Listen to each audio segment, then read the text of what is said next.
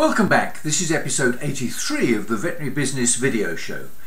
In today's show we'll hear from a serial entrepreneur with some advice about bankers, we'll learn how to cope with excessive anxiety, and we'll hear about compassion fatigue in veterinary professionals.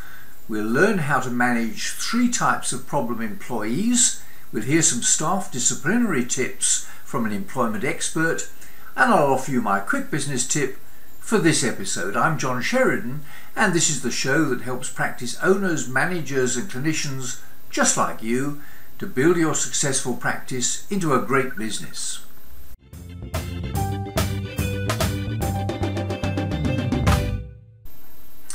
When I was 18, my father introduced me to his bank manager. My dad and his dad had banked with the Midland for years, so the purpose of my meeting the manager of our local branch was to listen to some words of wisdom about looking after money and to receive my first checkbook. In the event, I continued to bank with the Midland for many years. I purchased a partnership, then a practice of my own, and financed a number of stages in the development of my small group of franchised practices. Then one Monday morning I read in the national press that my local bank manager, the man who I'd always trusted for advice and the man who'd become one of my best clients, had been sentenced to a long prison term for fraud. Of course he was an exception, but the reality is that nowadays banks seem no longer to be interested in building long-term business relationships with their customers, but only in selling the latest investment, insurance or other product. The bank manager, if there is one in your bank, is probably the very last person you should approach if you're looking for financial words of wisdom or how to run a business. Here's a clip in which Richard Branson offers some advice about dealing with banks. You know, there is a very, very thin dividing line between success and failure. Most people who set up in business without financial backing, they fail at some times in their lives. And you know, I've only just stayed at the right side of that dividing line.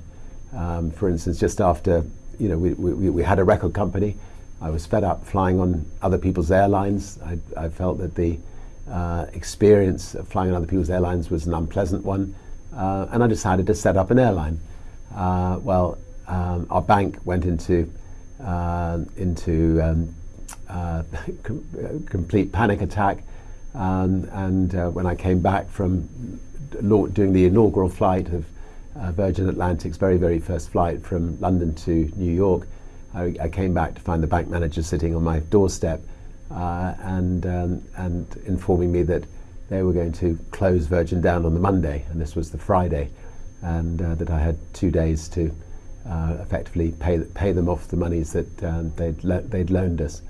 And I remember pushing the bank manager out of my house, telling him he wasn't welcome, which is a dangerous thing to do to your bank manager, and then spending the weekend ringing around the world to all of the distributors of our music, asking if they could give us a temporary loan to get us through